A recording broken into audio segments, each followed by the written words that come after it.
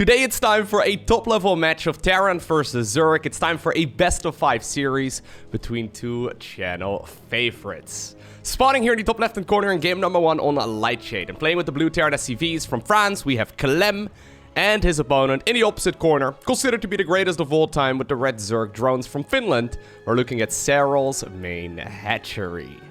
Alrighty, so this game was part of the IAM Katowice, the Intel Extreme Masters. In the round of 12 is when this was played. So you may be thinking, okay, that's kind of unfortunate for these two, right? I mean, they're top-level players. They met in the round of 12. Honestly, the entire top 12 was ridiculously stacked. And quite literally, like, I think out of the 12 players that were in the round of 12, obviously, I think like 9 or 8 or so of them could have easily won the whole event and nobody would have been surprised. That's how stacked the entire event was, so even though these two met rather early on, this could have easily been the grand finals. We got to enjoy this in the round of 12 already. Anyways, that's the reason why this is indeed a best of 5 rather than a best of 7. But, you know, as a StarCraft fan, just to clarify, I have already seen this series, but this is a good one. You're in for a treat if you did not get to watch this series just yet. So, let us figure out what ends up going down. Now, of course, both of these players are very well known for just playing standard StarCraft. Some people may call that a little bit boring. Now, I say that actually, and there's an insta-reactor right here for Clem. And he's gonna go for the command center on the low ground, it looks like. Okay. Alright, there it is. No SCV scout, no nothing. So this is already a game that you can only really play in tournaments because you can just run into so many issues if you decide to execute this on the ladder. Quite literally, any kind of pool first shenanigans would already be an issue. Now, by the way, even though I did watch this series, I know who ends up winning because of it. Generally speaking, whenever I watch StarCraft, I usually do it when, you know, I'm like playing another game on one monitor and then I'm watching StarCraft on the other, or I'm like cooking dinner, or I'm folding laundry, or I'm doing something mundane. I barely ever just have the game on full screen and actually watch it with all my intent. So even though, you know, I know who ends up winning this, I don't really know the details. So I'm excited to figure that out. I think I watch StarCraft in many ways probably as many of you do as well. I mean, I see a lot of comments all the time from people from the United States that are like, okay, Lowko, this video went up just in time for me to enjoy lunch. I post Monday through Saturday, usually at 8 p.m. my time, so 8 p.m. Central European time, but that is, what is that? That's like 11 a.m. on the West Coast, I think, and then like 2 p.m. on the... It's not like that. Anyways, it's basically around lunchtime over in the US, and I know a lot of you are watching this while eating either dinner, I guess, if you're located in Europe, or, of course, if you're eating lunch, or if you're a sleep-deprived Australian. Actually, it goes up at 8 p.m. my time, so I think that's early in the morning in Australia. I mean, I have quite a few people also located over in Asia, but it seems mostly the States and then Europe and then Australia. Anyways. No, actually, that's early in the morning. So maybe you can start your day in Australia with some Lowko, you know? Nothing quite like a little bit of Lowko and chill in the morning. Right? That's what they call it. Anyways, there's gonna be... Okay, so the advantage right here of skipping that Reaper Scout, right? Is that you can get yourself an awful lot of units out. Now, I love actually what Clem is doing here. He's gonna go for the armory. Now, notice the lack right here of one structure, right? There's no starport. We don't have a starport here. So, there's a bunch of Marines together with Hellions that will transform into Hellbats, and it's hitting at, like, what, 345? Actually ridiculous. Stimpack is gonna come up here as a follow-up, but, I mean, normally Zerg doesn't get, like, a bailing nest until, like, 4 minutes at earliest. This is actually Serral going for an early bailing nest, and he needed it sooner than this. Alrighty, so here we go. The Queens are gonna be, pulled away from the hatcheries. Now, the problem is Serral's really good at this video game. Like the problem for Clem, that is. So look at the dancing here that he's doing with the Zerglings, and look at the spreading that he's doing right here on the Queens. He's sacrificing a couple of drones. Probably doesn't want to lose too much mining time here, but that indicates to me that Serral already thinks he's got this defended easy peasy. He's already followed it up with more drones, actually. What a madman. Alright. Yeah, he was actually droning during the end of that. That's... maybe a little bit greedy. So actually, you know, big picture. This is why generally speaking, people don't really cheese Serral. I mean, that was resource-wise maybe a net positive right there for Clem. But realistically speaking, I don't think it is. Primarily because of the fact right now that Serral still has a bunch of units, right? He can continue the aggression. Oh, is he gonna go for a bailing bust? Oh, wow. Okay, never mind. I was gonna say, most of the time, Serral's instinct will probably be to drone up behind this, but he's like, no, you threw away too much. You probably are going to start up a third command center, which is exactly what Clem has done. I'm just gonna go ahead and Baneling bust you here. Alright, so here come the Banelings. 11 years of StarCraft 2 and we have gone back to like a Baneling bust. Super uncommon, but I love that. Oh my god, that's really, really sexy. I love that depot positioning right there for Clem. Well, I love it for Serral, I suppose, but I like the way that Clem put it down. Still though, there's quite a few Hellions as a follow-up. I think that Serral probably was anticipating that there were not going to be any additional Hellions. There's a couple SCVs that have gone down so far. He's actually doubling down on this though. There's loads more Zerglings coming on the back of this. These Hellions do not mess around. Can he kill enough though to really justify all of this aggression? I mean, right now, yeah, now it's starting to add up. Alright, now it's starting to add up. So that's 15 worker kills at this point. Still though, Serral's doing this off of only like 30-something drones himself, right? So actually, worker-wise right now, things are pretty much even. I think what Serral's trying to do right now is trying to force his opponent to go across the map and then he can once again streak in with the Lings. But, okay. He's decided to follow it up with drones at this point. Okay. So, the thing is, even when you kill that many SCVs, Terran has these beautiful mules, right? The mules are fantastic when it comes to mining. Apparently, there's even a bit of a shorter distance over there. We barely ever see that, but... There's a lot of Lings here waiting. This is Serral basically saying, okay, if you're gonna leave through, like, the bottom path, I'm gonna streak in from the top path into your natural right away. Streak in? I'm gonna stream in. Streak in. I mean, he's gonna take off all of it. No, wait. Streak in. Stream in. There you go. Stream in. Can you say streak in? I'm pretty sure that's what they do during tennis matches, right? Remember back in the day when people used to actually go outside and watch other people play sports? It was insane. Either way, 4th hatchery has been acquired right now by Serral as well at the 6 o'clock position. Zerglings trying to get a bit of a wraparound. Oh my god, he's gonna get it. There's a lot of Marines on the back of that too, though, yeah. Nice pullback there by Serral. It's very easy to accidentally lose literally everything there, but Clem already had plenty to defend against that. So, despite the fact that we had a bit of a weird start to this game, I mean, it's now transitioning relatively normally. +1/+1 is coming up. We have Stimpack and Combat Shield already done here for the Terran player. Zerg right now is also starting up 1/1, as well as Baneling Speed. He's obviously at Lairtech right now. Is he going to go into a Hydra then? Is he going to go into a Spire? I think both of those are good options. You can also actually just stick around on Lingbane for a much longer and just use the Queens here instead. Just pretend they're Hydralisks. Yeah, not bad. Zergling's going in for a counter-attack as Clem is stepping onto the creep. This is nice though for Serral. Not a whole lot of reinforcements available just yet, and since there's no Widow Mines or Siege Tanks or anything, right? As soon as his Baneling Speed upgrade finishes up, he's gonna be just fine. Now that being said, Baneling Speed is still like 20 seconds from finishing. Alright. Lings over here got cleaned up as well. Only 2 SCVs going down. Clean game so far here by Clem, all things considered though, even though this is so wild, right? He's got that 3rd command center, and those mules just simply put him back in the game very, very smoothly. Right now, Clem, even though he's got less workers, is economically ahead. I don't think you want to engage just yet. Okay. He's gonna be so careful. A lot of additional units are going across the map as well. Banelings are morphing in, probably ready to roll into that 3rd base.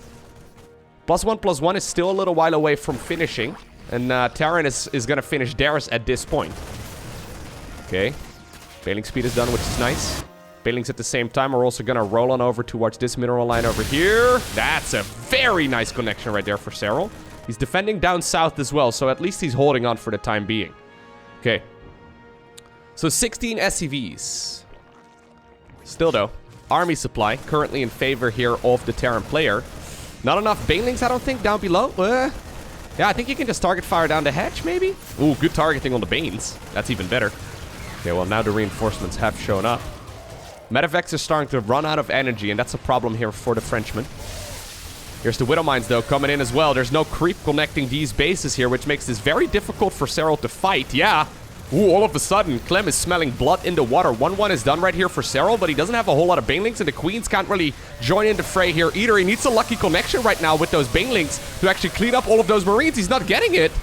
And all of a sudden, Clem takes a decisive advantage right here in the fight. That means all of the Queens are going to go down. Maybe. Nah. Well, good targeting once again. Picks up and drops the Marines out of there once more. A couple more Terran reinforcements here, but yeah. Oh, okay. Maybe a bit preemptive. Yeah, honestly, so there's 36 Zerglings going up here as a follow-up.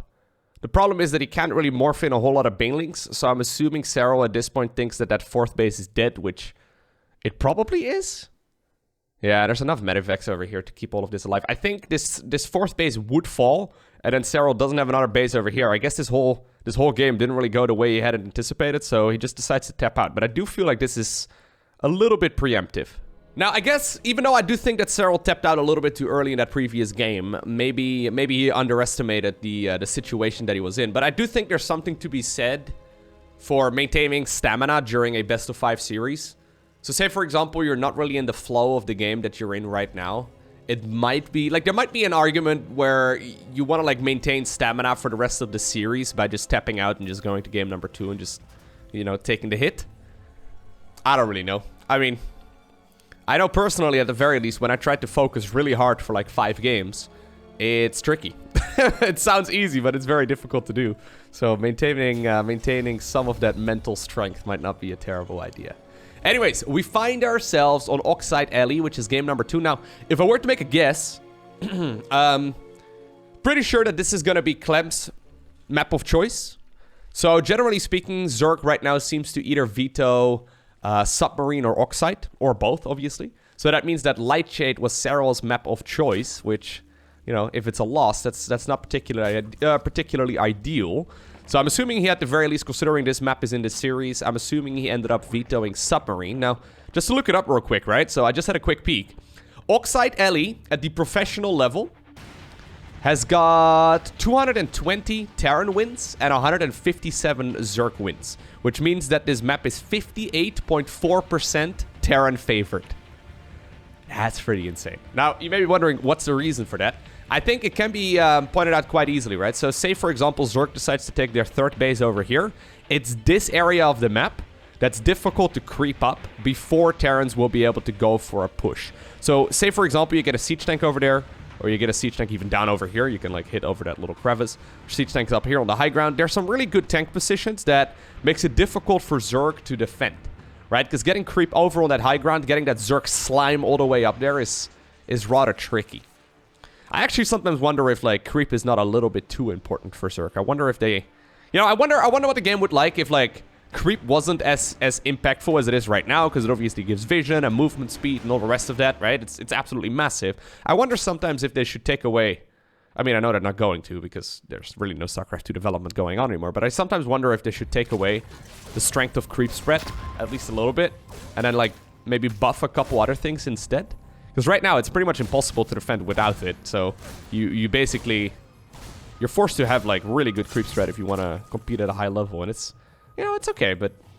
I don't know. Sometimes I wonder. Anyhow, ooh. We're gonna have a quick 3rd command center here. So even though Clem has got some of the best Liberator harassment in the game, he's very good with Banshees. I've even seen him be very successful with Battle Cruisers, although they have kind of fallen out of favor here. With such a quick 3rd CC, you're not going to be able to get this... Oh, actually. Okay, he's going to go for another barracks here. Okay, I was going to say, you're not going to get your 3rd... Or your 3rd, like, unit-producing structures out nearly as quickly. The starport is always going to be quite a bit later. In this particular case, though, he goes for a 2nd barracks. A couple Hellions here as well? Okay. Huh. So what is this? Is this like a delayed 2-1-1? So, a delayed Marine drop? If he goes for a starport right now and then adds on another reactor, I guess so. Like, you can do the switcheroo right here between this factory and then that barracks. And then make another reactor. And then starport maybe up there. I don't know. Could be. These are, yeah, I think he's gonna definitely send that barracks up there. Yeah. So this looks a lot like a 2-1-1. So if he gets a reactor right now, then I understand what's going on. I don't know. I don't know. It's gonna be a Widow Mine. Alright, anyways. Oh no, he can't. Wait, did he cancel? Yeah, okay, he canceled the Widow Mine and went for a reactor instead. Alright. So I was gonna say, like, I think that this is gonna just be like a delayed Marine-based push, while you still get yourself a couple Hellions out. This is kind of cool. The only problem right here for Serral, or sorry, for Clem, is that he's leaving Serral completely alone.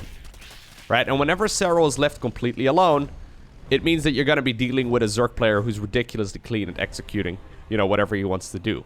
I guess the advantage that Clem is trying to get here is just playing a build order that's rather uncommon. So Serral's gonna fly in here right now with an Overlord. So what is he gonna see? He's gonna see the third command center here. He's gonna see the second barracks. He's also, I think, gonna see this. No, he's not gonna see the starport. But at the very least, he sees that there's a whole lot of Marines right now, so I guess that's worth something. He knows that it's gonna be a bio follow-up. But what I'm trying to say is that maybe right now, Clem is gonna be able to hit a bit of a timing that's gonna catch Serral just barely off guard. Zerg is essentially always trying to squeeze out as many drones as possible. So he's just gonna try and make a whole lot of workers while making Zerglings ideally at the last possible moment. So he's got a bunch of them right now to knock down these rocks. For that very reason, you know, what I said with the Zerglings and the creep spread and the siege tanks on the high ground. You need to try and get that down, so I'm not too surprised to see a handful of links here. Also to defend against Hellions, but I think that Clem may very well here go for a bit of an attack here shortly. Okay, so a couple medevacs are flying across. Third CC has landed. Love the positioning right there of these 3 units. Super annoying to have to break. You're not going to be able to do that with just circling, so nice defense right there by Clem. And these are some cool styles that Clem is playing here. Very, very nice.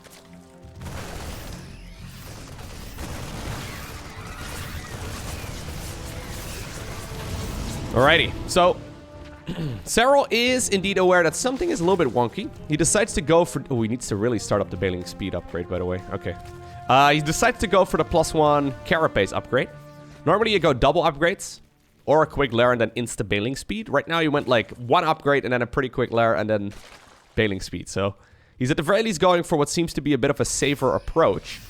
Obviously the +1 carapace is really nice, especially against like siege tank shots. And you know, you're basically always going to see siege tanks on this map. So there is indeed a siege tank coming up right now here as well for Clem. Great creep spread, by the way, so far. Really liking the creep spread. I also like what Serral did by taking the base over here first, rather than the one over on the right side. So it gives him a little bit more time to go for this creep spread, right? Which is pretty helpful. Okay. So 1-1 is finishing up here in about 45 seconds or so. Clem is starting to bring a big army across the map. Okay. Let's see. There's a tank coming up. 2 tanks actually coming up. Is he gonna go for a Zergling Ling Bane counterattack? I feel like if you're gonna go for a counterattack, right now is the time. He does have a little changeling over there, so he knows what's up. Instead, though, Serral's gonna try and see if he can get maybe the wraparound right here on the tank. Good split right there by Clem, though. Make sure that he's not gonna be taking too much damage here. Ooh, there's also a siege tank right over here in that really tucked away position. Bunch of banelings, though. Ooh, rolled apparently into the third base. That is barely missed it. But that is 11 SCVs here going down in total. There's still that tank. That tank is in such a powerful spot. More Zerglings are going to try and go for the run-by. There are reinforcements over in this location right now, though, so I don't really see this dealing a whole lot of damage. Still, the creep has disappeared, right? And this is kind of what I mean, right? The creep spread is gone now in this area, so Clem can dart back and forth relatively easily. Serral's not going to be able to respread the creep here at all. So his best bet is probably trying to overwhelm this. Now here are the reinforcements. New tank is now sieging up. One of the tanks will be picked off. You can see that without the +1 melee. Oh, those Zerglings barely deal any damage. Oof. Yeah, I think delaying the +1 melee there, I mean, he's getting it right now, but delaying the +1 melee is really painful there. Those Zerglings took forever trying to bite and claw their way through that tank. Once more, banelings are ready to roll in.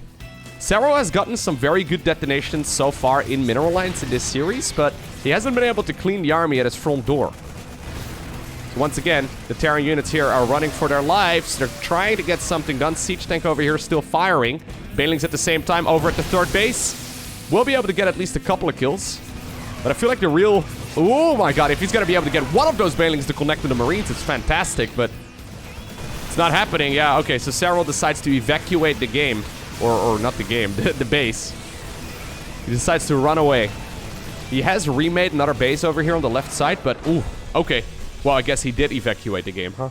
Now, unlike game number 1, game number 2 certainly was, for all intents and purposes, over, right? I think I saw like a 50 supply advantage right there for Clem at the end, so that is way too much.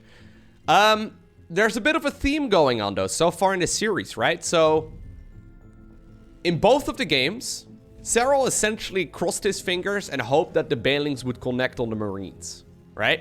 He had to move off creep in order to deal with the Terran units, and he hoped that one of those banelings would connect. The problem is that Clem has has got phenomenal micro, and he never took a single bailing to the face. Right? So if you're a Terran player out there and you're struggling against standard macro Zerg, just like, stop taking damage. What's your... Stop just losing your units, man. It's easy. One thing, though, that Serral did do very nicely is that he, in both games, managed to get some really big bailing detonations inside of his opponent's bases. But apparently that didn't really matter. So, historically speaking, these two games that we just watched always went in favor of Serral. They always did. I'm not even entirely sure what he did wrong, to be honest. I guess Terran players have gotten very patient, right? So back in the day, whenever we saw Marine pushes, they would always try and hit at the perfect timing. So they would go in and just, you know, kill the creep tumors, but then push before the creep would actually disappear. But Clem is doing that really nicely. He's just cleaning out the creep, and then he backs off, and he creates like a staging ground on his opponent's side of the map, right? He has like a nice sieged up position, and then he tries to move in after the creep is gone, which is certainly helping him out really nicely so far. I think there's also something to be said, though, for the way that Clem has been playing these builds so far. So game one with that really awkward Marine-based push may have just thrown, you know, with the Marines and the Hellbats, right? He may have just barely thrown Serral off a little bit, and then in the second game as well, like that was like a 16 Marine drop, but delayed, and then with the third command center instead, and then siege tanks after Hellions as a follow-up. It was all just a little bit wonky. And I can't imagine if like, it would have just been a classical 1-1-1 or 1-1 into third command center and then the starport, right? If it would have been one of those builds, Serral is probably way more comfortable playing against them. But, you know, these are build orders that aren't super common, so Clem is probably throwing his opponent off just ever so slightly. And we're talking percentages here, like very small percentages. But, I mean, so far, the Frenchman is doing fantastically.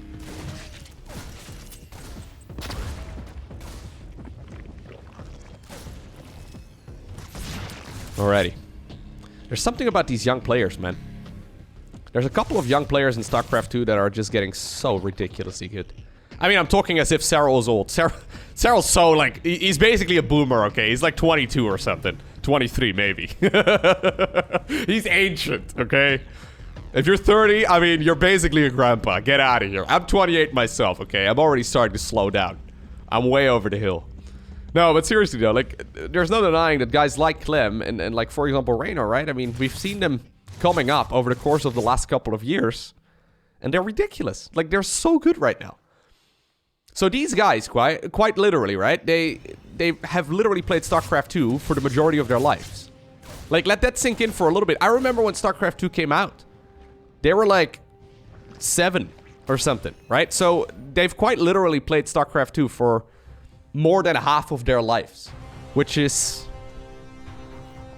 I guess, what we're seeing the result of right now, right? Obviously, there's a lot of talent involved as well. There's something to be said for these mechanics building up for a very, very long time.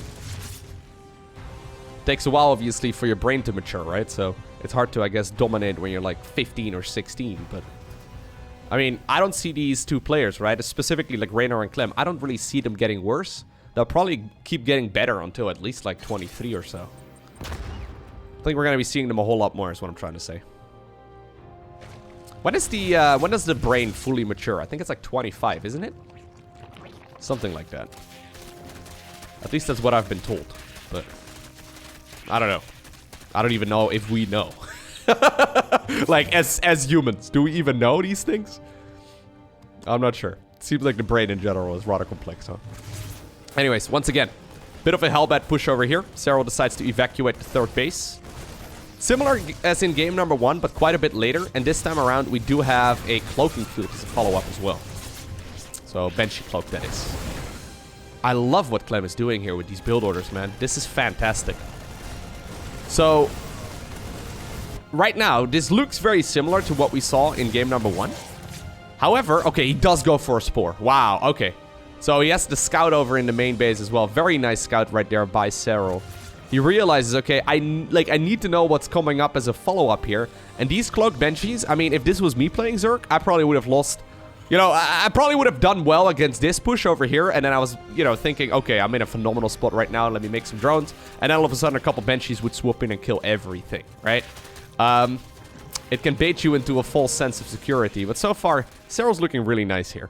This is a clean game.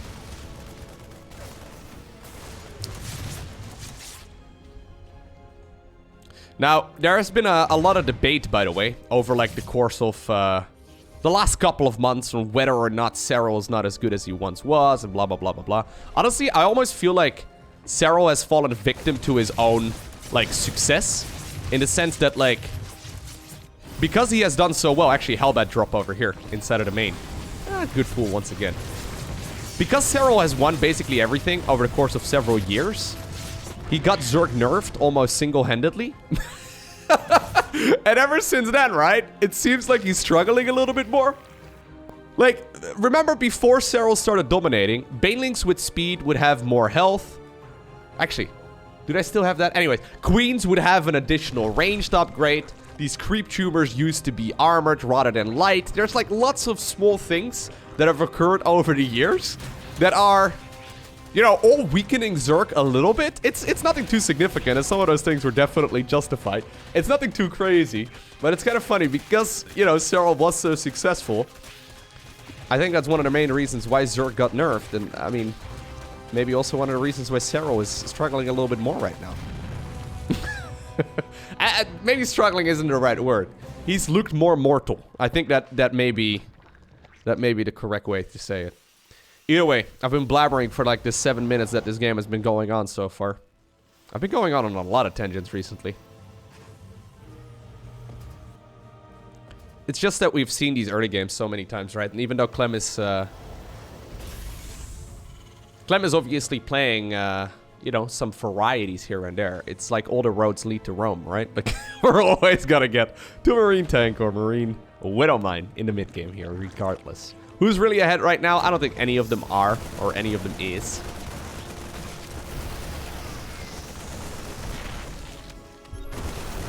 Yeah. This is relatively, relatively straightforward at this point. I think both players are in a comfortable spot. Serral has got the 4th base secured. He's going to go up towards a 5th hatchery right now as well down south.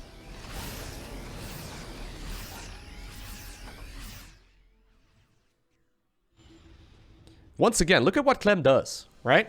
So most Terran players would not really be comfortable camping out here in the middle of the map. Like, if they had a tent, they would definitely be setting up a little tent over here. They would stay the night. They would boil the water so they know it's safe to consume, right? Like, they would...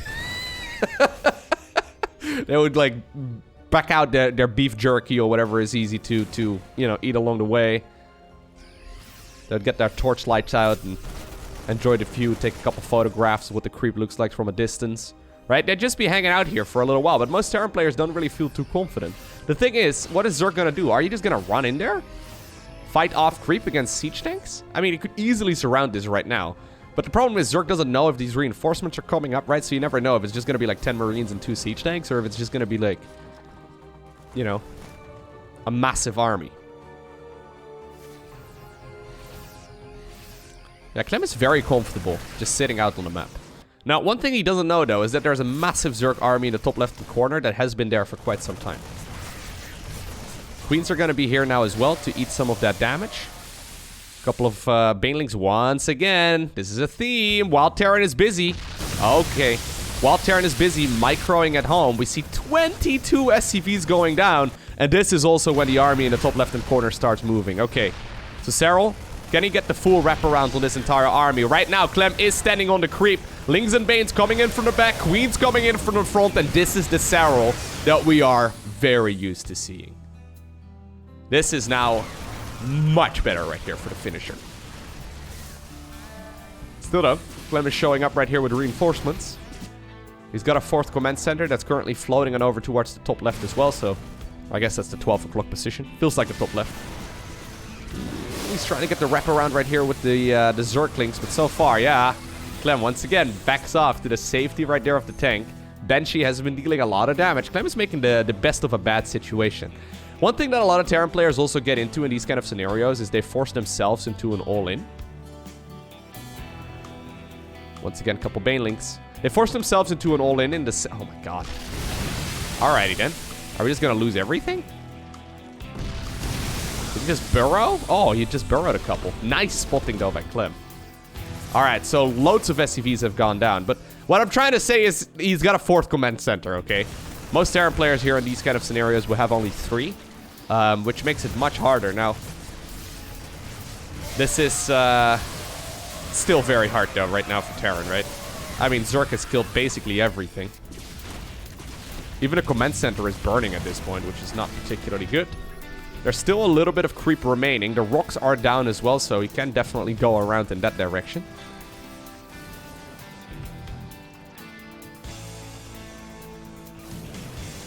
Reinforcements will be picked off as well very easily.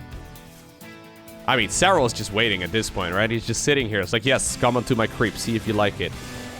See if you like the feeling of that slime on your boots.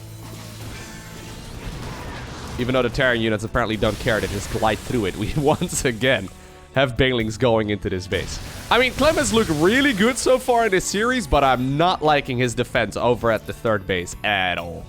All right, so we have some very quick tap-outs in this series so far, but I mean, to be fair, it's 70 supply up right now for Serral, who's happily macroing, and Clem is basically broke. Okay, so next up we have a Romanticide. Maybe a little bit of nerfs coming into the game as well right now for Clem. I can imagine I would get rather nervous when I'm 2-0 ahead against Serral, right? And you're, you have a shot at knocking him out in a round of 12, 3-0? That would have been something. It's not gonna happen though. Serral already has 1 point right now on the board.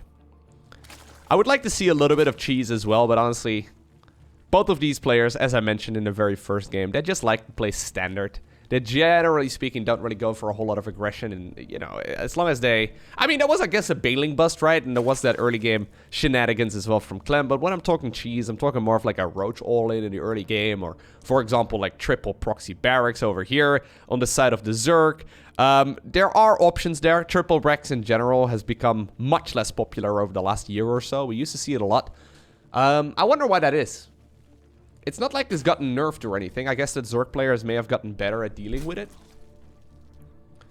Remember when Maru and Innovation were just constantly doing it? Like, they were just putting barracks upon barracks upon barracks on the opponent's side of the map. It was getting a little bit ridiculous.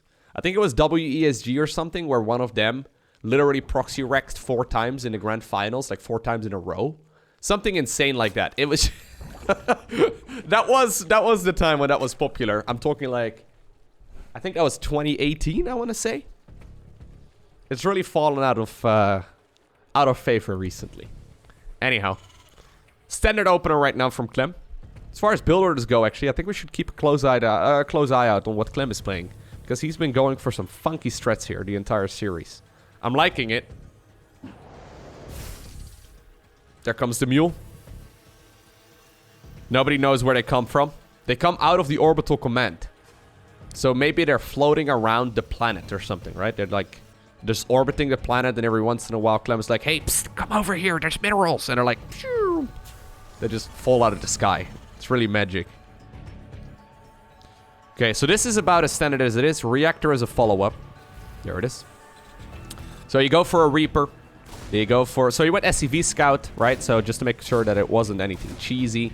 Then you go for the Reaper, into the Marine, into the Factory, and then also into the Reactor as a follow-up. You do the big switcheroo, start pumping out the 2 units here at once very shortly. And the Hellions, of course, are fantastic when it comes to roasting drones. Doesn't really happen too much at the highest level. Ooh, can he get it? Nice. Ooh, well. A Creep Tumor for a Reaper, is that worth it? Probably? Question mark? Yeah, it's not bad for Terran, but I think you'd rather keep that alive if you can at all avoid it. So this is the standard, okay? This is about as normal as you can play if you're a Terran player. So just a standard 1-1-1. We probably won't be seeing the third command center rather until like 4 minutes and 20 seconds. 420, third CC. It's what we said back in school. No, but this is very normal. Tech Lab right now is a follow-up as well, okay? So he could go for some Banshee play if he wants to. Not bad. The only downside of playing something that is considered to be optimal right, is that Serral is going to be very good against it. So that's what I was trying to say earlier. He'll have a lot of practice playing against this kind of opener, which I feel like is playing more into Serral's hands. What? Did I just see Banshee, cancel, Medevac, cancel, Banshee? Did I just see that correctly? I think I did. Anyways. It's going to be the 1-1-1. Third command center should start up here. Well, actually, could start it up over here too if he wants to be safe. But he should start it up here very shortly.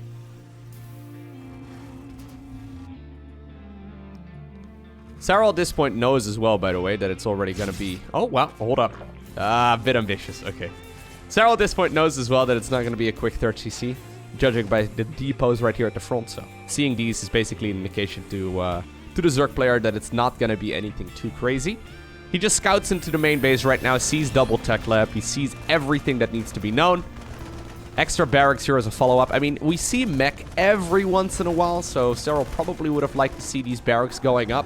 But it's so uncommon these days, and he already did see the green light over there in the tech lab that he can basically assume that it's going to be a bio follow-up here in the mid-game. Plus, at the pro level, I mean, I wish we saw a little bit more mech, because most of the ladder heroes out there are probably struggling against mech still, like including myself. But none of the pros are actually playing it anymore, so it is what it is. Third CC here gets spotted at the front as well. Clem is once again trying to see if he can get a bit feisty there inside of the mineral line, but it's not going to happen.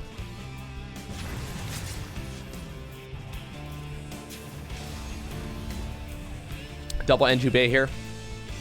So 1-1 is going to start up. Yeah, this is about as classical of a game of ZVT that we have seen so far. It's going to be a Spire follow-up here from Serral. So far he has been reluctant to go Mutas, it seems. Serral actually has in his Twitter profile description, I know this is very random, but he's got in his profile description, biggest Mutalisk hater in the world. So, I don't really know exactly... I know why he put it there. That was a tournament from a little while ago, but he never removed it. So, even though he's like ridiculously good at playing Mutas, he isn't really the biggest fan anymore.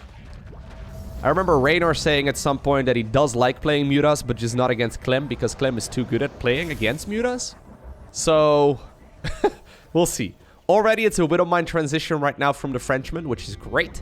Sometimes it's a bit awkward if you're a Terran player and you're making siege tanks against someone who's going Mutas. You really want to be going into the Widowmines instead, just because they're much better against the Mutalisks. Ooh. Alright. Looks like there was a bit of a lag spike there. ESL referee number C again. Or number C? Letter C. Once again, huh? Fourth base here taken on the left, and here come the Mutalisks. So far this has been an exceptionally clean game here by the Finnish player. Same can be said as well for Clem. It's just that in straight-up games, I tend to favor Zerg or Serral. There's no trick up Clem's sleeve this time around. Okay, so Mutas and Zerglings are going to go across. Bailing speed is just about to finish up, which will push back these Terran units quite nicely. Alright. The Mutas obviously have been spotted at this point, so missile turrets are being made. There's an armory coming up as well, so you can go into the 2-2, which is nice, but you can also obviously use that to start producing Thors, which is not to be underestimated. Love actually what's going on here. There's a Widowmine over here too, so if Serral decides to get adventurous and tries to target fire down the Widowmine, or sorry, the missile turret, the Widowmine will connect really nicely. Is the missile turret guy in there? Yep, he's there. You see him? Maybe we can look at the missile turret guy in the main base instead. Oh, he's going to town. Look at that man. Did you guys know that missile turret guys are completely self-sufficient? They grow to run crops and everything too. That's why they don't cost any supply. I think that's how it works anyway.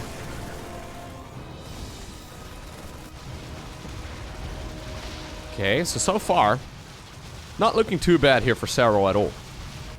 This push over here is going to be a tricky one to hold. There's a lot of Widowmines here, but the Mutas are getting some work done. A couple SCVs only have gone down so far. So we're actually starting to stack up a lot of minerals here. Starts up a bunch more Zerglings. Did he miss a round of inject? Yeah. He missed one inject over there in the main base. Or, sorry, in the natural expansion. Now he's apparently feeling like chasing this Terran player off creep, which is always a bit of a gamble against Widowmine-based armies. That being said, I think most of the Widowmines at this point have disappeared. He's going to just try and add on more Mutas. Now, Mutas obviously can always come back home, right? So if you know that it's just going to be Marines, you can maybe use the Mutas to pick off the Medivacs and then get the Lings and the Banes on top of the army instead. Now, there's once again a couple Mutas, a couple Widowmines here that the Mutas are going to have to deal with. Overseer coming up as well, which is very important. Okay, good. Good for the Zerg. So Serral does have enough Mutas right now to start one-shotting these Widowmines before they can detonate, which is massive. Okay. So far, he's been doing a good job picking off the picking off the Widowmines. 4th command center floating on over towards the 4th base as well. Serral sitting only at 78 drones right now, which is really not that much. I would prefer him sitting right now at about 90. 5th command center, 5th hatchery and 6th hatchery have been acquired. He's so careful about these Widowmines, though. Yeah, playing exceptionally cautiously. He's basically just trying to make sure that they do not get those juicy hits that they're looking for. Just target firing down as many as he can. Once again, grabs a couple.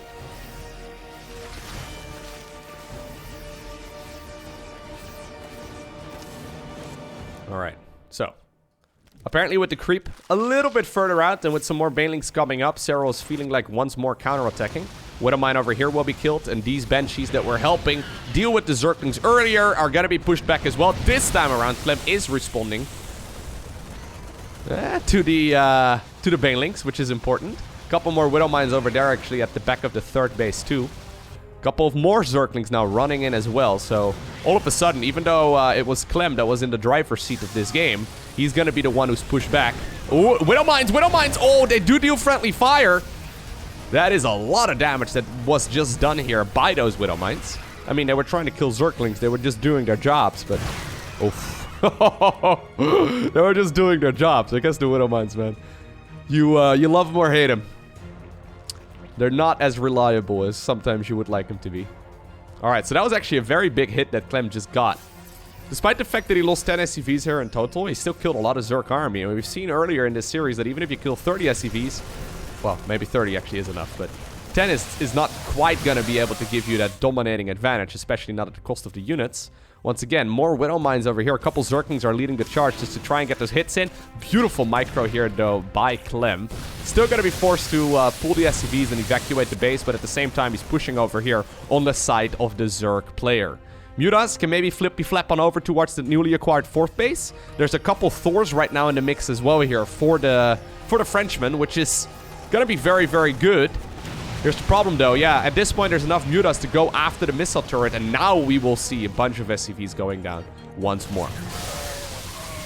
Every time Clem right now does not make a commitment here on the creep, the Mutas can dart in and get work done, right? Once again, another missile turret will be killed inside of the natural. You gotta be careful you don't accidentally fly into a bunch of Widow memes, but as long as that does not happen, things are gonna be okay.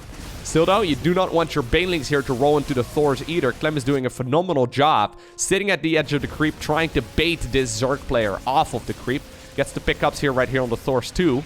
But this is now loads of SCVs going down. Clem is starting to look a little bit desperate here because now we see 37 of these SCVs being picked off in total. Now, how many Mutas have been killed? Only one. Only a single Muta has been killed so far in this game. So ballsy. Oh, so ballsy. Alright. This is phenomenal micro here by Serral, though. Not losing the Mutas is massive, but so much easier said than done. Alright. And now, since he's been playing the patient game right here on the edge of the creep as well, I mean, I don't know if this man is still the biggest Mutalisk hater in the world, because this is looking absolutely phenomenal. This is... Probably perfect Muta micro, right? Like, it doesn't really get much better than this. Oh, I mean, I say that, and obviously the Widowmine connects, because that's the caster curse. But flawless game, pretty much, for all intents and purposes, so far here by Serral. I mean, you're not going to be able to play a perfect game, right? But It really does not get much better. Well, I mean, whenever I start the hype, apparently things start looking worse right away. Alright, so. Despite the fact that I think that Serral has been playing a really good game so far, Clem is still looking really strong. I guess this comes to show you how good of a player Clem really is, because he's got a 5th command center up, and he's still looking healthy at a maxed out supply. Well, pretty much anyway. He's only got 60 SCVs, and he gets some good winter mine connections, yeah. There we go. This is still one bad engagement away right now from being a Terran win. Alright. Is there enough Zerg to overwhelm this? Look at the way that Clem is sitting right here on the edge. He wants this Zerg player to roll in. Now, once more, we have Zerglings running in towards the 3rd base. Nice defense using the reinforcements there. The Thors are starting to run very low here on health. Couple reinforcements now also are being picked off for free. The ones that were running through the center of the map. And this is where that Zerg mobility is coming into play. 15 more SCVs are going down.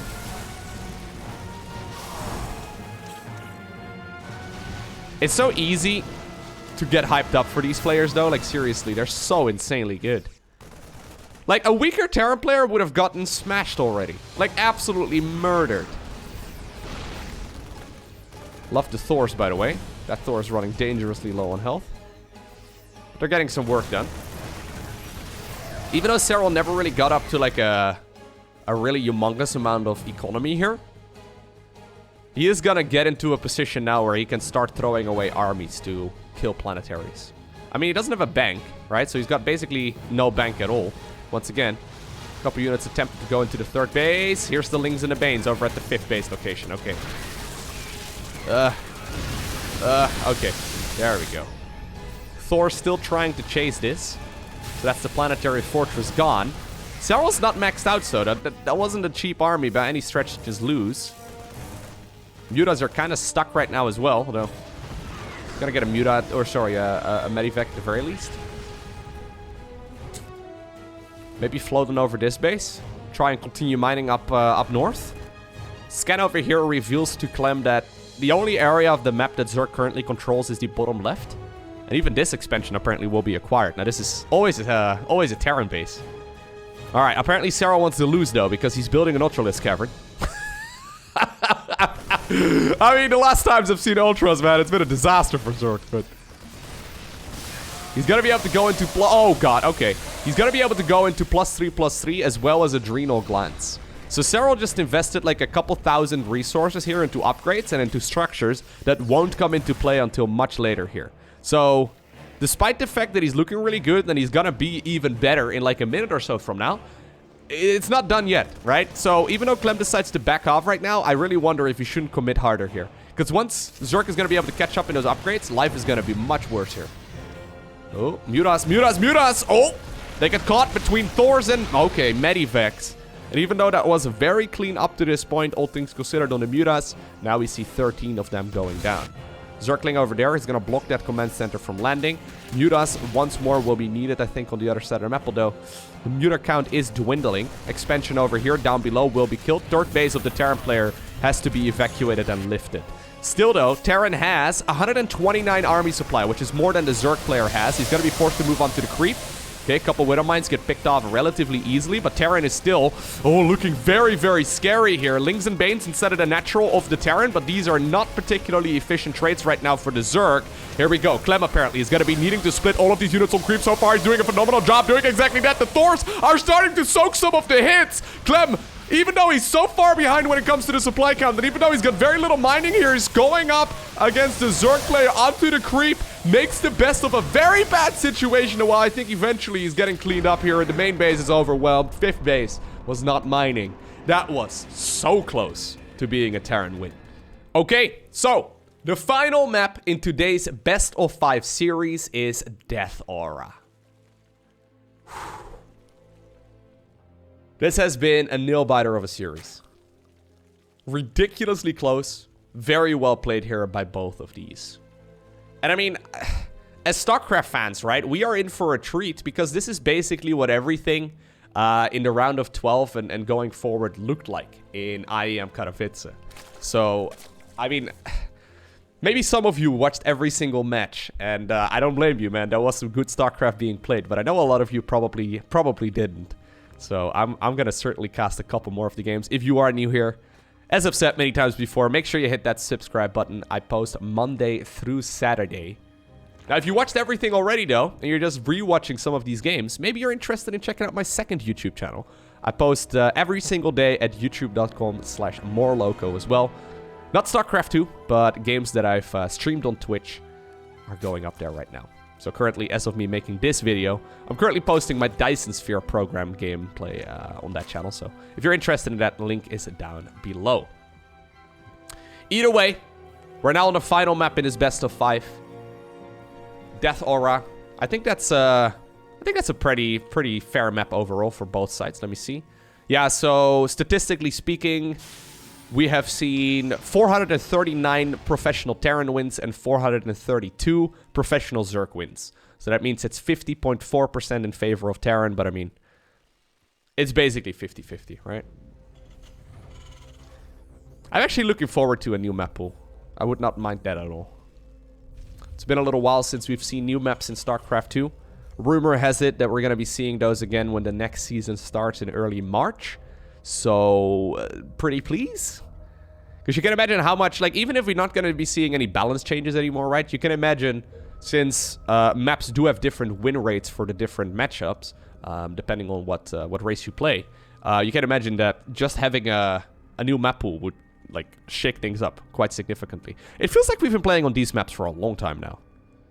I don't know if that's true, but it feels to me like I've been casting the same maps for, like, ages. Remember when good old Lowko couldn't pronounce Jagannatha? The Jag? Jagananananatha, something like that, right? Remember that when that happened? I mean, it feels like that is at least a half year ago. Right? I don't know. The Corona time is a bit weird, huh? Every day is flowing into the same day, into the next day, into the previous day. It's already been a couple months since Christmas. Can you believe it? How insane is that? Either way, though, third command center very quickly here once again from Clem. So, ooh, okay. Starts up, okay, no, for a second I thought it was going to be a second barracks here together with a starport. I was going to say, how does he have the money for that? No, it's going to be a 1-1-1 once again, but in a different order. This time around with the third command center first, rather than the starport first. There's been some variety, actually, and so far, Clem has been playing a different build every single game of this series. Since we've been talking a lot about Terran builds so far, let me have a quick peek right here at exactly what Serral is doing. So, generally speaking for Zerg right now, you go 16 supply hatch, 18 supply gas, and then 17 supply spawning pool. You mine 100 gas after rallying the drones in from the mineral line, or sorry, from the larva. And then you follow it up with the link speed. As soon as you reach 100, then you pull a couple drones out of gas. And essentially what it comes down to is you spend all of your larva, and whenever you have leftover larva, you add on additional queens. So guys like Raynor, for example, they've been playing like 18 queens. Okay, well, no, maybe not 18. They've been going like 10, 12 queens regularly in the games. Serral seems to still be sticking on the older queen count. So we see him going up to like 6, 7, maybe 8 or so. I wonder, since Raynor's ZVT is looking incredible, I wonder if maybe it's a good idea to get a couple more. Either way, ooh, okay. Well, you know how much of a fan I am of this. Raven follow-up right now from Clem. Was this spotted right now? He did see the starport and he did see that something was producing. You don't really expect a Raven. Ravens aren't very popular right now. Most of the time it's a Viking, a Medivac, or a Liberator, or a Banshee, of course. I would say battlecruisers are about as common as Ravens, so it gets scouted here right away. The nice thing about the Raven is that it accumulates energy, right? So it has a couple good skills. Auto turret is nice to kill stuff. Anti-armor missile is really good. Interference matrix, not so helpful against Zerg. But one of the other abilities that it's got is that it's a detector. So it can detect all of those creep tumors, so you don't need to scan. So just going over here, look at this. This is why I love it. That basically, right, that saves you like 300 something minerals. That's how much a mule mines for, right? And every single time you scan, this is great. I don't understand why this isn't more common. It's so good. Well, I mean, here we go. Hellions apparently just make their way to the natural and then into the main base. Raven sadly will be popped pretty easily. I don't think Clem expected that he was going to be able to get in here so easily as well. He manages to run into the base, but there's a reason why we don't really see this anymore at the pro level. Yeah. This used to be the standard back in Wings. But there's a reason why people don't really do it anymore. Unless you kill a lot of drones, you're just going to end up losing all your Hellions here eventually. Look at this. Phenomenal micro right there by Serral, though. So easy to accidentally lose everything. Even when you don't mean to. So, now all of a sudden, Zerg can do whatever they please. And apparently what he pleases is drones. Not too surprisingly, as well as a Spire. Alrighty. He's probably going to go 4th base, maybe even 5th base here shortly. Either that or a macro hatch. Wouldn't be surprised at all. But basically, since that Hellion clump has now been cleared out, Clem can not really put on a whole lot of pressure until like 1-1 is done, right? So he's going to go into the armory right now, but he's going to be forced to play defensively. I mean, he's got a couple more Hellions, apparently. But this is now Serral in the driver's seat of this game, and that's not really where Terran players want to be. Okay, so there we go. Mutas are coming up. Bailing speed is coming up. Evo chambers are coming up here as well. Cool.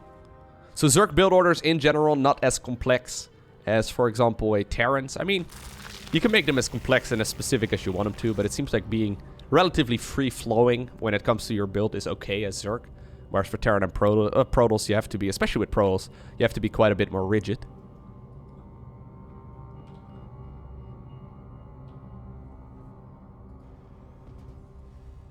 Okay.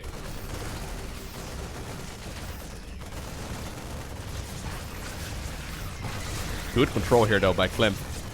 Really nice control here by Clem. Oh my god, this guy's good at micro. It's so sick. The Flippy Flappies have made their way across. They're going to be able to kill Jimmy the Marine over here, which is a bit of a shame. But +1/+1 is coming up here for the Zerg, as well as the +1 flyer upgrades. And this is what is so annoying, right? It's like a flyby. Right? It's just going into the natural, going into the main, just poking and prodding, getting a little bit of damage done. Then he's heading on over to the 3rd base as well. And this is why Zerg can be so annoying. You just pick off whatever you can. Now, there's a couple Mutas here.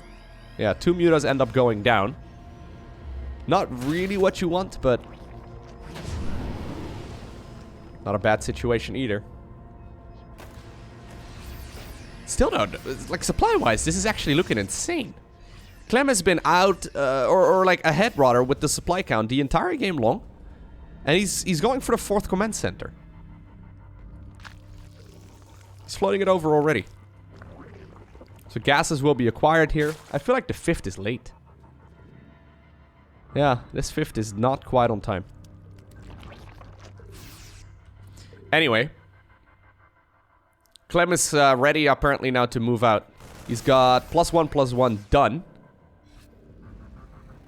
Him pushing out there also gives him the opportunity to finish the planetary over at the 4th base location. So it looks like Serral now finally realizes, wait a second, I think this is just mostly a distraction. That 5th base is not going to go up. This map is tough, though. Yeah, this is not going to be easy. So he's going to be able to maybe get across, but planetary is going to finish up in a couple seconds. Ooh, Widowmine there will be killed, okay. And sadly here for the Zerg, he gets there as the planetary is pretty much done. Okay, missile turret. A little bit of a slow reaction speed right there by Clem. Maybe he could have gotten the repair off in time. Right now, SCVs will start falling. Think, though, we should have a look over here. Can he connect with the Marines? Not quite. I mean, decent connections, all things considered, but nothing too crazy. Reinforcing Marines, though, were utilized apparently to push away those Mutas once again. And even though four SCVs, that's nothing, man. Yeah, 4 SCVs ended up going down there. That's easily fixed. +2/+2 right now is going to finish up. And if we look at the upgrades right here for Zerg, Zerg is sitting only at 1-1. Zerg cannot go into 3-3 until the Hive is done. Terran can go straight into 3-3 as 2-2 finishes. So the requirement for 2-2 is to go and have an armory, and the requirement for 3-3 is to have 2-2. Right? So you can basically go straight into... this is pretty insane. Clem is going to be 2 entire upgrades ahead. Zerg still... Okay, now this is good. This may actually be what Serral's looking for. Zerg is still not on 5 bases. And we all know what happens when Zerg is even in supply and even in bases against the Terran player. It's just not where you want to be. eventually, since Terran trades more efficiently than Zerg in pretty much all circumstances, unless Terran really messes up the micro, it forces Zerg to be in an economical advantage, right? And since right now Serral isn't there, I mean, he's got a couple more workers, but he doesn't have a fifth. He's gonna have a very hard time continuing onwards in this match. 2-2 finally starts up right now, but you can see it starts S+3 starts. Couple Widow Mines over here on the left side. They're gonna force the expansion rate here to be slower once more. Although I guess they get picked off relatively cheaply. This 12 o'clock base is becoming super critical though. 5th command center starts up for Clem. And once again, he's using this top path over here to get into a really wonderful position. Zerg can't really go into this direction very easily without moving off the creep, and then obviously you gotta deal with all of those Widow Mines and all the other things that Terran has. So I once again think we're gonna see this 5th base fall. Serral has not been able to mine from that here in quite some time. Planetary Fortress though in some trouble here, maybe, but this is gonna be, if he rolls into Banes, that's gonna be extremely expensive. He gets the Planetary, but at the cost of like 50 supply. That's my feeling about it. Widow Mine to the face here as well. Does he have enough to push back this army? I think he does. The Thors, though, still ready to soak up a couple of those hits. Marauders doing the same job as those Thors. Mutas need to find their way back home, but we see quite a couple less of them right now. Okay. Good pickups once more here by Clem. Those medevacs uncontested. But at least he managed to push this one back. Widow Mine over there. Widow Mine! Ooh. Magically did not get the connection off. I don't know how that happened. 5th base once again being acquired. Clem has cleared out all of the creep tumors here over now. Or over in this area right now, by the way. So I would not be surprised at all if we see Clem just simply sitting back like he has been doing so far in this series. Wait for the creep to be gone. He doesn't really need to go too crazy. Look at him already pre-splitting here. He's almost inviting the Zerg player, or inviting the Zerg player right now, to come off creep and hug his units. Those Thors are so incredibly efficient. Once again, good pickup micro right here by Clem. Units are going to be moving forward. Ay. This is going from bad to worse right now for Serral, though. I mean, this fight over here wasn't particularly bad. It's just that he still only just now secured a 5th. 6th base is coming up here as well, but Serral is not sitting at that good of an eco. He really needs to get that base going. And, I mean, he needed it like 5 minutes ago. Like, literally.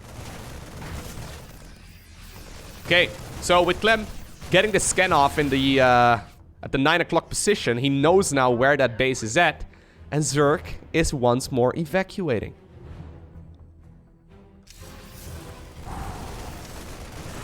Alrighty. Clement once again going at it. This base is gonna be gone. Mutas tried to move into this position, but now there's going to be additional missile turrets, which you just... Yeah, you're not going to break that with that amount of Mutas. Base up north has finally finished up, but there's no creep. We really need to see the creep spread once again connecting all of this. Clem at this point doesn't know about the base at 12 o'clock, so I would love to see a scan in that direction here very shortly, just because he needs to know, right? Serral's trying to get a little bit of damage done. 5th command center, though, being acquired over here, and Clem has got full mining of it right from the get-go.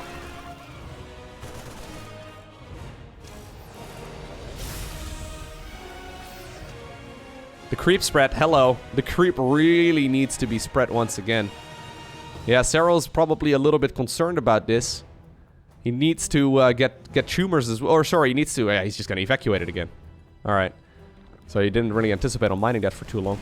I guess he values the...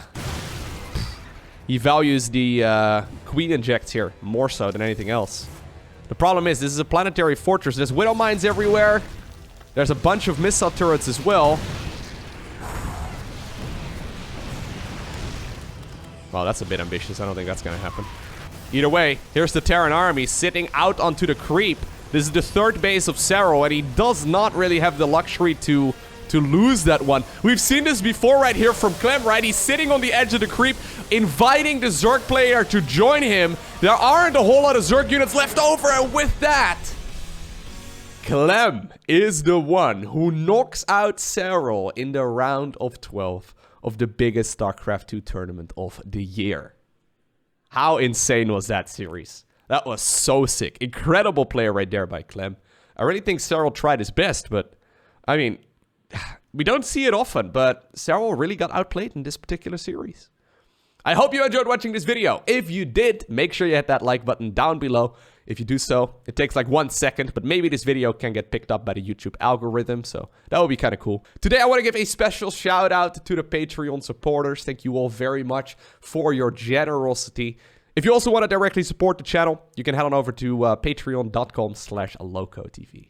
For now, though, thanks for watching. Have an awesome day. Don't forget to smile, and I'll see you once again in the next one.